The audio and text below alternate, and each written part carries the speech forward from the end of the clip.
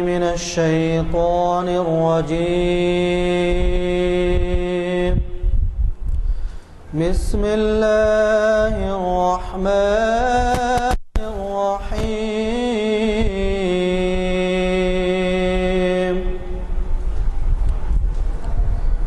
أرأيت الذي يكذب بالدين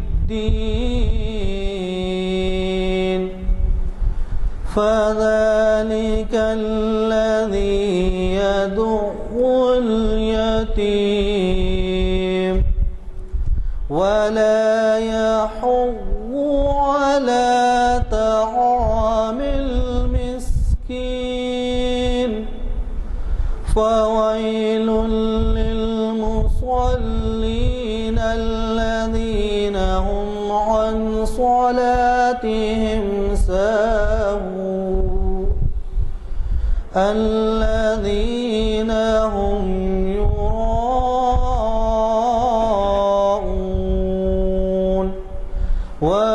ويمنعون الماعون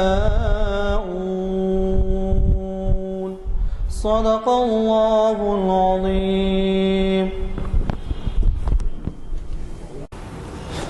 آج جیسے کہ آپ واقف ہیں ہمارے اعلامیہ نمبر 456 کا چوتھا آئٹم جس کا عنوان ماہ محرم کی شرعی حیثیت شریعت انفارمیشن سروس کی 468ویں نشست کانفرنس ہال جامع مسجد عالیہ گن فاؤنڈری میں 3 دسمبر 2012 مطابق 18 محرم 1434 ہجری منعقد ہو رہا ہے. آج کے لیکچر میں خاص اہم بات یہ ہے کہ ہمارے مقرر الحاج حافظ محمد اسحاق کمال قادری صاحب نے ہی ان محافل کا پہلا لیکچر دیا تھا. اب آپ خود اندازہ لگا سکتے ہیں کہ 468واں لیکچر ہے اور آپ یوں سمجھ سکتے ہیں کہ ہر سال تقریباً 45 لیکچر ہوتے ہیں کیونکہ ماہ رمضان میں نہیں ہوتے اور اگر کوئی تقریب آ جائے یا کوئی تہوار آ جائے یا کوئی ناگہانی صورتحال بارش وغیرہ کی وجہ سے ہو جائے تو نہیں ہوتے ورنہ 45 لیکچر کے حساب سے یہ شاید 11-12واں سال ہے جو لیکچر ہو رہا ہے.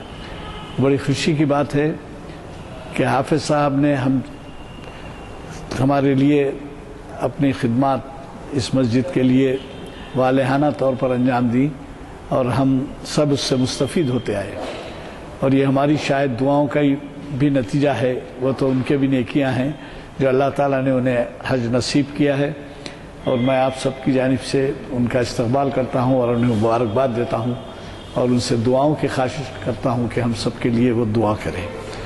تو میں آپ کا زیادہ وقت لیے بغیر صرف 2 باتوں کی طرف توجہ دلاؤں گا. ایک تو یہ کہ پرسوں کا جو چہارشنبے کا لیکچر ہے وہ بھی آپ کے جانے پہچانے مقرر ارمغان حجاز کا تجزیاتی مطالعے کے عنوان سے جناب مستر مجاز صاحب مخاطب کر رہے ہیں اور یہ کانفرنس ہال میں بعد اثر 691ویں نشست رہے گی. اس محفل کا آغاز خوشیلان قاری محمد مرتضیٰ صاحب کی قرأت کلام پاک سے ہوا اور اب جو ہے میں ایک اور اعلان کر دیتا ہوں کہ کل ایک کتاب عقیدہ توحید کے عنوان سے قرآن مجید اور بائبل میں یہ اس کا افتتاح یہ ریلیز ہوئی ہے کتاب. یہ تو یہ جو ہے عزیزیہ مسجد عزیزیہ میں تھا اس کا پروگرام. خالد سیف اللہ رحمانی صاحب نے اس کی صدارت فرمائی اور یہ وہاں پر 200 روپے کی کتاب اس دن کے لیے 100 میں ہدیے کے طور پہ دی گئی. تو میں نے ہمارے محفل کے لیے 10 کتابیں لائی ہیں اور وہ 10 کتابوں میں آپ کو وہی ریٹ سے ان سے اجازت لیا ہوں میں 100 روپے کی ایک کتاب رہے گی اور یہ بہت ہی اہم عنوان ہے. آپ کے مطالعے میں بھی آنا چاہیے, آپ کے گھر والوں کے مطالعے میں آنا چاہیے. عقیدہ توحید, قرآن مجید اور بائبل میں مجھے یقین ہے کہ آپ جاتے ہوئے لے جائیں گے. اور اس میں خاص بات یہ ہے کہ اگر آپ کسی کو تحفہ دیں تو آپ تو 100 روپے کا تحفہ دیں گے مگر وہ 1000 روپے کے تحفے کے برابر ہے۔ اس وجہ سے میرا خیال یہ ہے کہ کتابیں واپس جانے مت دیجیے، اور جب وہ خیال سے ہم کو دیے ہیں کہ بھئی آپ آج بھی دے سکتے ہیں، حالانکہ وہ ایک ہی دن کنسیشن تھا، اگر ایک سے زائد بھی لے کے کسی کو دیں تو آپ بہت بڑا نیکی کا کام کریں گے۔ رحمۃ اللہ وبرکاتہ۔ بسم اللہ الرحمن الرحیم۔ الحمد للہ رب العالمین، الرحمن الرحیم، مالک یوم الدین، والصلاة والسلام علی سیدنا محمد وعلی آلہ وصحبہ اجمعین ومن تبعہم بإحسان الی یوم الدین، اما بعد۔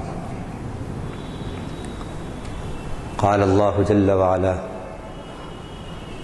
فأعوذ باللہ من الشیطان الرجیم، ان عدة الشہور عند اللہ 12 شہرا فی کتاب اللہ یوم خلق السماوات والأرض منها 4 حرم ذلك الدین القیم فلا تظلموا فیہن انفسکم وقاتلوا المشرکین کافة كما يقاتلونكم كافة واعلموا ان اللہ مع المتقین۔ صدق اللہ العظیم۔ قال النبی صلی اللہ علیہ وسلم: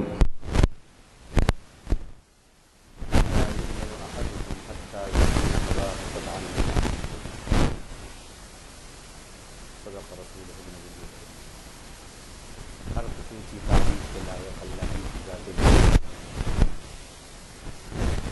تمام جہانوں کی بادشاہ جو بہت مہربان ہے، بندے کے دن کی مالک، ایسی ہستی کے درود اور سلام ہوں اس کی سایہ نشان، اس کے آخری نبی اور ہمارے رہنما، تمام رحمت بن کر تشریف لانے والے حضرت محمد مصطفیٰ صلی اللہ علیہ وسلم، آپ کے نام پر، آپ کی اولاد پر، آپ کے اصحاب پر، آپ کے ازواج مطہرات پر، اور آپ کے ان تمام امتی پر جنہوں نے آپ کی پیروی کی اور قیامت تک آپ کی پیروی کی۔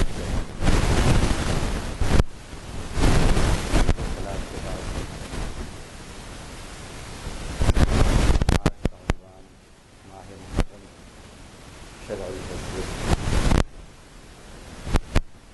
اسی سے متعلق سورۃ التوبہ کی 35 نمبر کی آیت ابھی آپ کے سامنے ہم نے کیا، اور اس کے بعد ایک حدیث شریف پڑھی، آیت اور حدیث کا ترجمہ کریے، پھر اس کی تشریح عنوان سے متعلق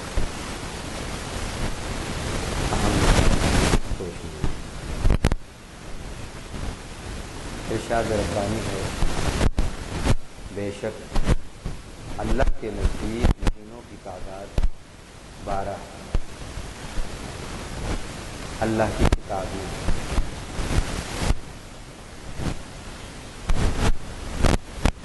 یہ تعداد اسی دن مقرر کر دی گئی تھی جب اس نے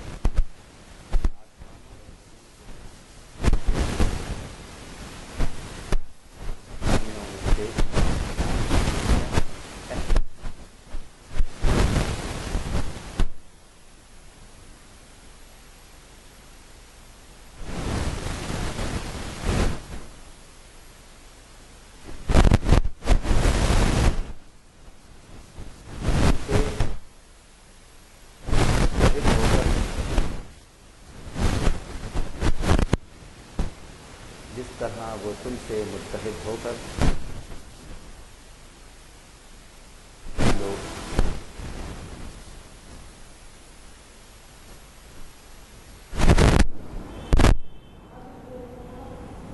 اس آیت کے اندر کچھ اہم باتیں جو ہماری ہدایت اور رہنمائی کے لیے ہیں ہمیں معلوم ہوتی ہیں۔ پہلی بات، مہینوں کی تعداد 12 ہے اور یہ انسانوں کی مقرر کردہ نہیں بلکہ اللہ تعالیٰ نے ہی اس کو مقرر کیا ہے۔ دوسری بات، ان 12 مہینوں میں سے 4 مہینے بہت محترم ہیں، بہت عزت والے ہیں، احترام والے ہیں۔ ان کا احترام بھی آسمان و زمین کی آفرینش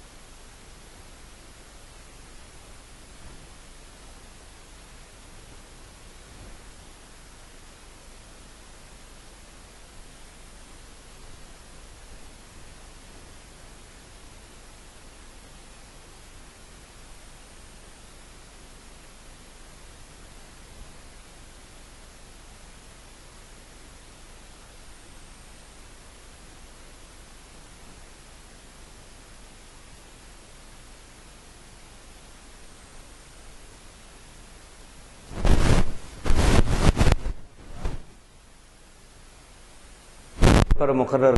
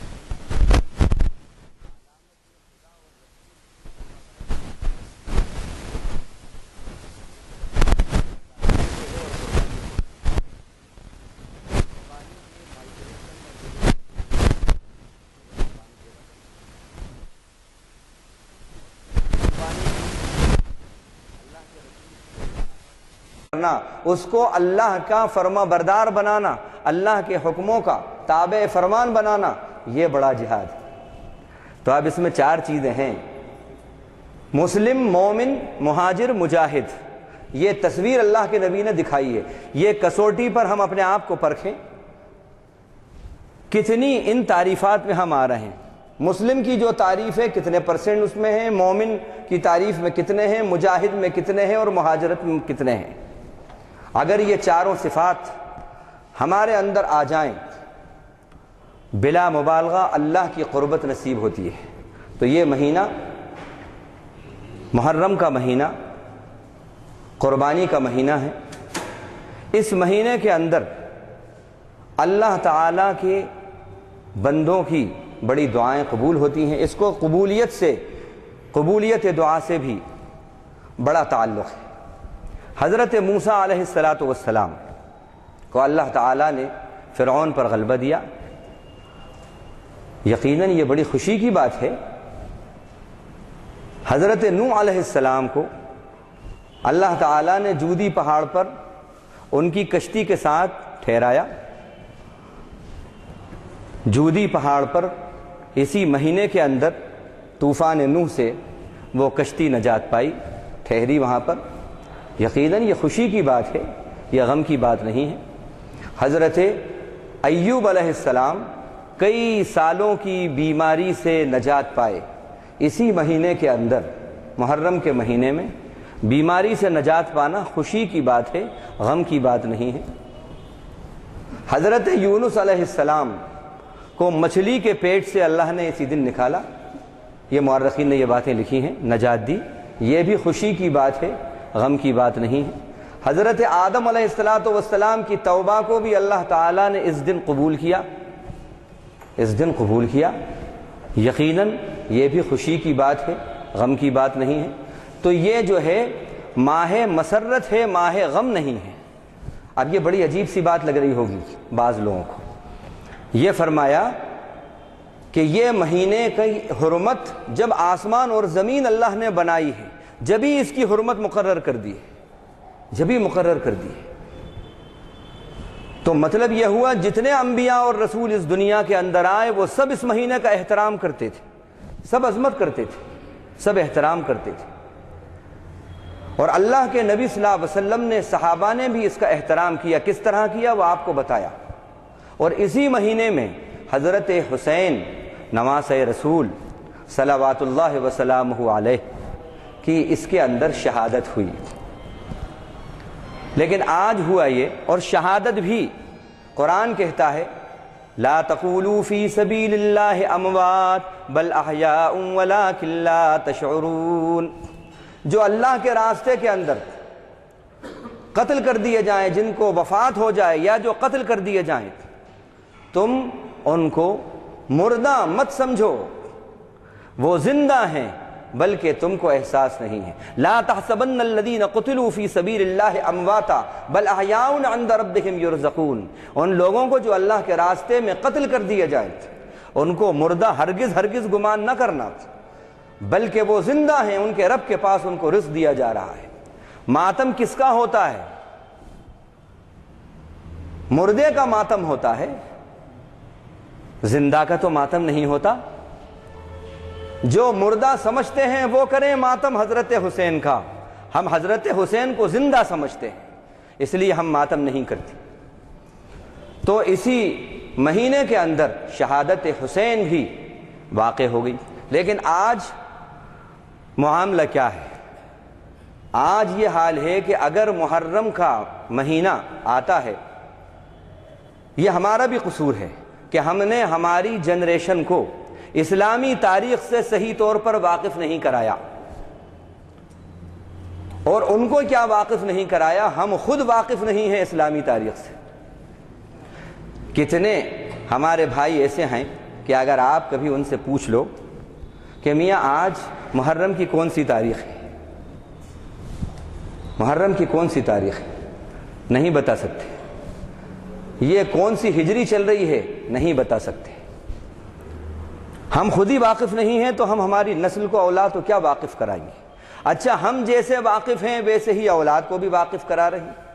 ہمارے ذہن میں ماہ محرم کا کانسیپٹ کیا ہے؟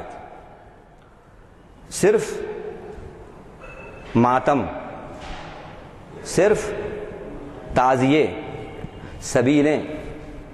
کچھ لوگوں کو اعتراض ہو سکتا ہے، لیکن میں یہ بتا رہا ہوں حضرت حسین کی شہادت سن 61 ہجری میں ہوئی ہے. اس سے پہلے کیا محرم کا احترام نہیں تھا؟ کیا محرم کی تاریخ نہیں تھی؟ انبیاء اور رسول نے کیسا احترام کیا؟ وہ کیا کانسیپٹ تھا؟ قرآنی کانسیپٹ محرم کا کیا ہے؟ نبوی کانسیپٹ محرم کا کیا ہے؟ وہ ہمیں معلوم ہونا چاہیے. لیکن افسوس ہمیں رسول اللہ کا جو شرعی حیثیت جو رسول اللہ نے دی ہے محرم کی، وہ ہمیں معلوم نہیں ہے. لیکن شیعی حیثیت ہمیں خوب معلوم ہے اس مہینے کی. وہ تصور ہمیں معلوم ہے. قرآنی تصور جو محرم کا ہے وہ نہیں معلوم. آج محرم کا تصور آتے ہی سبیلیں ہمارے سامنے آ جاتی ہیں، ڈھٹیاں ہمارے سامنے آ جاتی ہیں، تعزیے ہمارے سامنے آ جاتے ہیں، اور کالے کپڑے ہمارے سامنے آ جاتے ہیں. ہمارے بہت سے نوجوان میں نے دیکھا، سنی حضرات، یہ کوئی اختلافی باتیں نہیں ہیں، یہ محرم کی شرعی حیثیت کیا ہے اللہ اور اس کے رسول کے نزدیک یہ بتا رہا ہوں، وہ بتا رہا ہوں. یہ کوئی مداہنت کی بات نہیں. اگر اس وقت اس عنوان کے تحت میں نہیں بتاؤں گا، اللہ کی یہاں میری پوچھ ہوگی، میری گرفت ہوگی. ہم دعوے کرتے ہیں سنی ہونے کے، پھر اس مہینے کو سنیوں کی طرح کیوں نہیں مناتے؟ کیوں نہیں مناتے؟ اللہ کے نبی صلی اللہ علیہ وسلم نے کیا تصور دیا اس مہینے کا، اس کا احترام کس طرح کیا؟ تو جو آج کانسیپٹ ہمارے ذہن میں آتا ہے وہ ہوتا ہے کہ جو نہ قرآنی ہے نہ نبوی ہے. اور ہمارے بچوں کے ذہن میں بھی یہی آتا ہے. یہ کانسیپٹ تو محرم کا کانسیپٹ نہیں ہے، اور ہم نے اس پورے مہینے کو بس تماشوں کا مہینہ بنا دیا ہے. بہت سے نوجوانوں کو میں نے دیکھا کہ کالے کپڑے پہنے ہوئے ہیں. ان سے پوچھا کیوں؟ کہ غم کا مہینہ ہے. بھائی اللہ نے کہاں کہا، کس آیت میں کہا غم کا مہینہ ہے؟ رسول اللہ نے کہاں کہا کہ یہ غم کا مہینہ ہے؟ بے شک حضرت عثمان کی شہادت کا ہمیں بہت غم ہے، ہمیں بہت غم ہے. لیکن صرف ایک سیدنا حسین کی شہادت ہی تو اسلام میں نہیں ہے. سیدنا عثمان کی شہادت تو اور بھی اگر دیکھا جائے تو سنگین حالت کے اندر ہوئی ہے. 3 دن تک لاش پڑی رہی ہے ان کی، بے گور و کفن پڑی رہی ہے. پانی ان کا بھی بند کر دیا گیا تھا. سیدنا عثمان غنی کا، سیدنا علی کی بھی شہادت ہوئی، سیدنا عمر فاروق کی بھی شہادت ہوئی. تو پھر یہ مہینہ محرم کا مہینہ ہے. یہ مہینہ ماہ غم نہیں ہے، ماہ عبادت ہے، ماہ محترم ہے. کالے کپڑے غم کی علامت ہے. اللہ کے نبی صلی اللہ علیہ وسلم نے فرمایا کہ کالا رنگ اللہ کے نبی کو ناپسند تھا. صرف ٹوپی کا رنگ، ساکس کا رنگ، جوتے کا کالا رنگ یہ آپ کو پسند تھا، یا امامہ کالے رنگ کا یہ پسند تھا. کالا رنگ تو آپ کو پسند ہی نہیں ہے. جو نبی کو پسند نہیں وہ ہماری پسند کیسے ہے؟ وہ ہماری پسند کیسے ہے؟ اور آپ نے فرمایا اپنے مردوں کو بھی سفید لباس کے اندر کفن دو، سفید لباس میں کفن دو. تو یہ مہینے کا تصور ہی ہم نے بدل کے رکھ دیا. اور ہم نے یہ دیکھا کہ جب گئے ایک مقام پر تو وہاں دیکھا کہ 90% ہماری بہنیں اس مقام پر موجود ہیں کہ جو مقام ہمارے شیعہ بھائیوں کا ہے. اور ہر ہماری بہن اپنے بچوں کو وار رہی ہے، اور وہ دے رہی ہے اور وہ وار رہے، ہری چوڑیاں خرید رہی ہے۔ چوڑی والے سے پوچھا میاں کیا مطلب ہے یہ ہری چوڑی کا؟ صاحب بکتی ہیں اس لیے ہم نے تو دکان لگا لی ہے، ہمیں پتہ نہیں۔ پہننے والوں سے پوچھا کیوں؟ ان کا سب پہنتے ہیں، اس دن ہم بھی پہن رہے ہیں، برکت آتی ہے۔ یہ کیا ہے؟ محرم کا مہینہ عبادت کا مہینہ ہے، اور یہ دن عبادت کا دن ہے، یہ دعا کے دن ہے، دعا کے ساتھ خاص ہے۔ حضرت موسیٰ علیہ السلام نے دعا کی، اللہ نے دعا قبول کی۔ حضرت یونس علیہ السلام کی دعا قبول ہوئی، یونس علیہ السلام کی دعا قبول ہوئی، ایوب علیہ السلام کی دعا قبول ہوئی۔ تو اس مہینے کے اندر دعا کا اہتمام ہو، عبادات کا اہتمام ہو، یہ اللہ کو مطلوب ہے، اس کی یہ شرعی حیثیت ہے۔ اور مہاجرت کی بات ہے، اللہ کے دین کی خاطر آپ ان باتوں کو چھوڑ دیجیے جو باتیں اللہ کو ناپسند ہیں۔ اس مہینے کا یہ تقاضا ہے، ماہ محرم کا یہ تقاضا ہے۔ اور اللہ کے نبی صلی اللہ علیہ وسلم نے فرمایا، یہ بھی سن لیں، یہ بخاری شریف کی حدیث ہے، ایسی ویسی حدیث نہیں ہے۔ آپ نے فرمایا 3 گناہوں میں جو سب سے بڑے گناہ ہیں، ان بڑے بڑے گناہوں میں سے بھی بڑے گناہ ہیں، اکبر الکبائر۔ ایک کعبہ شریف کے اندر گناہ کرنا، کعبہ شریف میں یا اس کے پاس گناہ کرنا۔ دوسرا، مسلمان ہو کر زمانہ جاہلیت کی رسموں کو اپنانا۔ تیسرا، کسی مسلمان کو جان بوجھ کر قتل کر دینا، کسی مسلمان کا قتل۔ آپ صلی اللہ علیہ وسلم نے آخری خطبے میں، اگر ہم رسول اللہ صلی اللہ علیہ وسلم سے محبت کا دعویٰ کرتے ہیں تو محبت بغیر اطاعت کے ادھوری ہے، نامکمل ہے، نامکمل ہے۔ جس محبت میں اطاعت نہیں وہ محبت نامکمل محبت ہے۔ آپ نے آخری خطبے میں فرمایا، آج جتنے بھی جہالت کی باتیں ہیں، کل امر من امور الجاہلیہ تحت قدمی موضوع، جاہلیت کے تمام کام میں اپنے پیروں کے نیچے آج رونتا ہوں، آج رونتا ہوں، آپ نے فرمایا۔ اور آپ نے یہ بھی فرمایا، النوحہ من الجاہلیہ، ماتم کرنا جاہلیت کی علامت ہے۔ یہ بھی عجیب بات ہے، اللہ کا نبی جس کو جہالت کہہ رہا ہے، ہم اس کو عبادت سمجھ رہے ہیں، یہ کیسے ہو سکتا ہے؟ آپ کا کانسیپٹ شریعت نہیں ہے، نبوی کانسیپٹ شریعت ہے، اللہ کا فرمایا ہوا، اللہ کے رسول کا فرمایا شریعت ہے، آپ کا عمل شریعت نہیں ہو سکتا۔ آپ نے فرمایا النوحہ من الجاہلیہ، ماتم کرنا، سینہ کوبی کرنا، یہ جہالت میں سے ہے، جاہلیت کی علامت میں سے۔ اور آپ نے فرمایا جاہلیت کی سب باتیں پیروں کے نیچے آج میں رونتا ہوں۔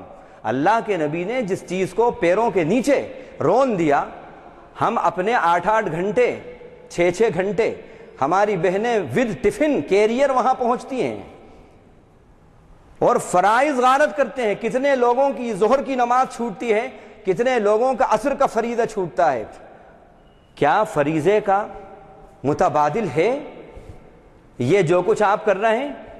اللہ کا فریضہ یہ چھوٹ جاتا ہے، نبی کی آنکھوں کی ٹھنڈک، اس کا خاتمہ ہو جاتا ہے۔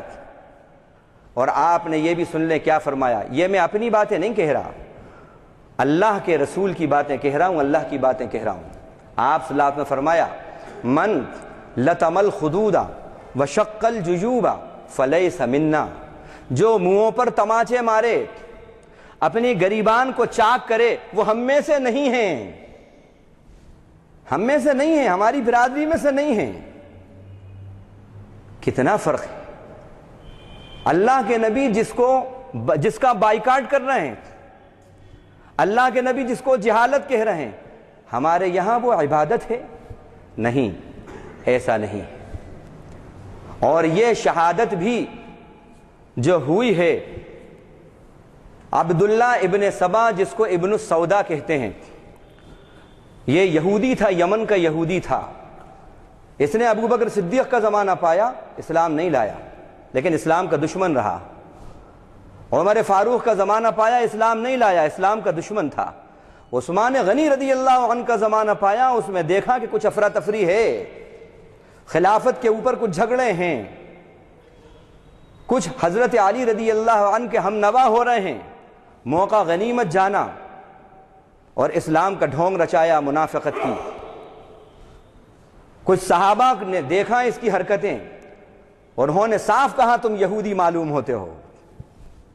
حضرت امیر معاویہ کے وہاں شام پہنچا، حرکتیں معلوم ہوئیں، بلایا اور کہا کہ تم یہودی معلوم ہوتے ہو، نکال دو اس کو، اور اسلام میں تفرقہ ڈالنے کے لیے تو آیا ہے یہاں پر۔ بصرہ پہنچا، وہاں ایک ڈاکو تھا حکیم بن جبلہ، وہ حضرت عثمان کا مخالف تھا، باغی تھا، اس سے ساز باز کی، ایک جتھا بنایا، جھوٹے خطوط لکھے، جھوٹے لیٹرز لکھے حضرت عثمان غنی کی طرف سے، کبھی ان کے مخالفین کی طرف سے، عثمان غنی کی طرف سے ان لوگوں کو لکھے کہ جو عثمان غنی کے وفادار تھے۔ اس طرح اس نے مس گائیڈ کیا، اور پھر حضرت عثمان غنی کی شہادت ہوئی۔ جس وقت محمد بن ابی بکر کے ہاتھ میں وہ خط تھا،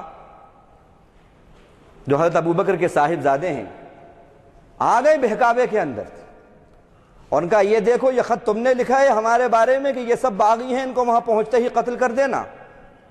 انہوں نے کہا اللہ کو حاضر ناظر جان کر یہ کہتا ہوں، حلفیہ قسم کھاتا ہوں کہ یہ میں نے نہیں کیا، یہ اللہ کے دشمنوں کی سازش ہے، ایسی سازش رچی ہے۔ آج بھی یہود و نصارہ کی اسی طرح کی سازشیں مسلمانوں میں تفرقہ ڈال رہی ہیں، ہمیں یہ پہچاننا ہے، ہمیں یہ پہچاننا ہے۔ ان کے ایجنٹ ہماری صفوں کے اندر آ چکے ہیں، اور شیعہ سنی کے لوادے کے اندر، ان جملوں کے اندر اور ان باتوں کے اندر ہمارے اندر تفرقے ڈالنا ہے، بہت ہوشیاری کی ضرورت ہے۔ تو بہرحال اللہ کے نبی جس کو کہہ رہے ہیں وہ ہم میں سے نہیں ہیں، اور جس کو جہالت کہا ہے ہمیں اس سے بچنا ہے، اس سے بچنا ہے۔ محرم کی شرعی حیثیت یہی ہے کہ اس میں خوب عبادات کی جائے، اس میں دعا کا اہتمام کیا جائے، روزے کا اہتمام کیا جائے، اللہ کی نافرمانیوں سے بچا جائے، اور دین حق کے لیے ہجرت کی جائے، قربانی اور مجاہدہ کیا جائے۔ چونکہ وقت ختم ہو رہا ہے اس لیے یہیں پر بات کو ختم کرتا ہوں، اور دل چاہتا ہے کہ ابھی اللہ تعالیٰ نے جس حج کی سعادت مجھے نصیب فرمائی،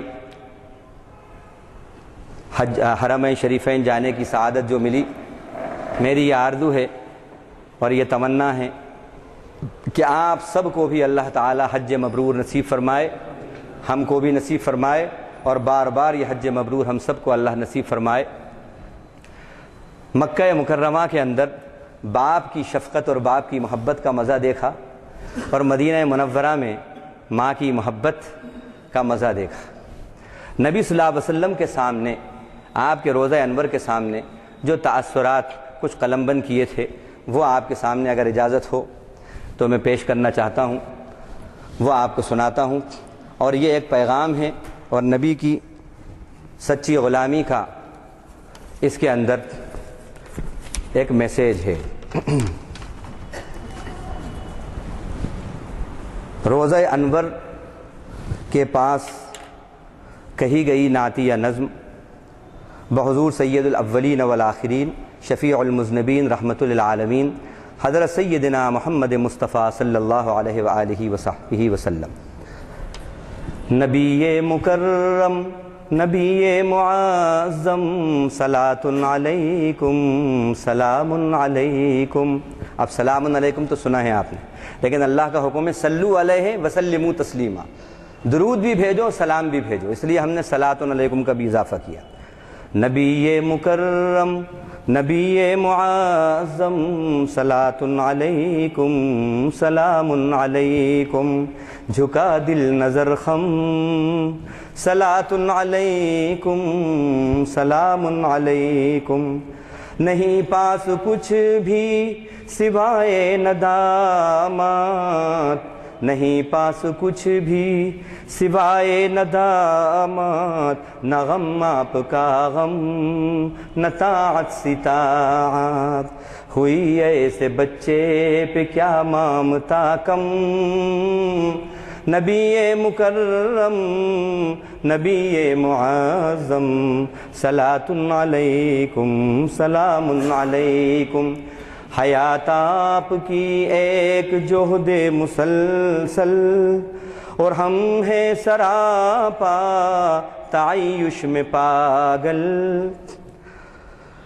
جنوں اب یہ ہو رنج میں آپ کے غم، نبی مکرم نبی معظم، شاہ آپ کی مدح اور یہ گناہگار، جسے اپنی ہر خطا کا ہے اقرار، نہیں پاس اس کے بجز دیدے نم، نبی مکرم نبی معظم صلاۃ علیکم سلام علیکم، عقیدے کتابیں عقیدت کی باتیں، اگر عقیدت آپ کے عقیدے کتابیں نہیں ہیں تو گمراہی ہے، عقیدے کتابیں عقیدت کی باتیں، وگرنہ ہے دن بھی سبھی کالی راتیں، نبی کی یہ سیرت ہی رب کو مسلم،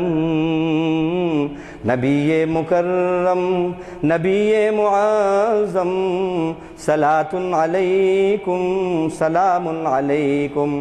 حدیث میں آتا ہے دجال اور بدعت کا وہاں داخلہ نہیں ہے، اور فرشتے راستوں پر مقرر ہیں مدینے اور مکے کے، اگر کوئی کوشش کرے گا تو فرشتے اس کو دبوچ لیں گے، نہ دجال آئے نہ بدعت رسا ہو، جہاں آپ ہیں کیسے ان کی جگہ ہو، مدینے کا جینا نہیں خلد سے کم، نبی مکرم نبی معظم صلاۃ علیکم سلام علیکم۔ یہ آخری بند، کمال آپ کا تھا کمال آپ کا ہے، وہ آج آپ سے آپ کو مانگتا ہے، یہ جرأت بھی اس کے ہوا ہوش بے دم، نبی مکرم نبی معظم صلاۃ علیکم سلام علیکم۔ اللہ قبول فرمائے ہمارے حج کو، آپ سے بھی دعا کی درخواست ہے، اور اللہ ہم سب کو بار بار حج مبرور کی سعادت نصیب فرمائے۔ حضرات، میں نے پہلے ہی آپ سے کہا ہے کہ ہماری ان محافل کا آغاز حافظ محمد اسحاق کمال قادری صاحب کے خطاب سے ہوا تھا، اور اب تک 458 نشست ہو چکی ہیں، اللہ نے برکت دی، اور میں نے یہ بھی کہا تھا بہت سے لوگ بعد میں آئے کہ شاید ہماری دعاؤں کا بھی نتیجہ ہے، یہ تو ان کے نیک کام اور ان کے عمل اعمال ہیں جس کی وجہ سے ان کو حج نصیب ہوا، اور آج سب کے خدمت میں انہوں نے جو نعت پیش کی وہ بہترین میں سمجھتا ہوں تحفہ ہے آپ کے لیے، جو اتنی عقیدت کے ساتھ سرکار کی خدمت میں وہاں پیش ہوا ہے اور آپ کو سنایا گیا ہے۔ حضرات، میں نے پہلے ہی کہا تھا کہ کل جو ہے بہت ہی اہم کتاب کا خالد سیف اللہ رحمانی صاحب کی موجودگی میں افتتاح ہوا ہے عزیزیہ مسجد میں، اور ہمارے ہی ان محافل کے مخاطب کرنے والے آپ جانتے ہیں انہیں اقبال احمد انجینئر صاحب نے یہ کتاب تصنیف کی ہے، جو آپ پڑھنے کے بعد اندازہ لگائیں گے کہ کتنی گہرائیوں پہ انہوں نے عقیدہ توحید قرآن مجید اور بائبل میں یہ کتاب کی تصنیف کی گئی ہے۔ وہاں پر جو ہے یہ اس کے ہدیہ 200 روپے تھا، لیکن انہوں نے ایک دن کے لیے 100 روپے رکھا تھا، تو میں نے 10 کتابیں لائی ہیں، جس میں سے 4 کتابیں رہ گئی ہیں، جو حضرات کسی کو تحفہ دینا چاہتے ہیں یا خود بھی پڑھنا چاہتے ہوں تو آپ خود اندازہ لگائیں گے کہ قرآن حدیث کے حوالے کس قدر اس میں مفید ہے، اور اگر آپ کسی کو دیں گے بھی تو وہ بھی آپ کو یاد رکھیں گے کہ بھائی اتنی اہم کتاب دی گئی ہے، خدا را اس میں سے ایک کتاب بھی واپس جانے مت دیجیے، اور یہ 4 کتابیں لے لیجیے، 6 کتابیں لے چکے ہیں لوگ۔ اور آسان اردو کے نام سے محمد انور الدین صاحب نے ایک تصنیف کی ہے اور وہ جو ہے 90 کی ہے، مگر 60 روپے میں وہ بھی دے رہے ہیں، تو ضرور لے لیجیے، چونکہ محفل برخاست دعا ہو چکی ہے، محفل برخاست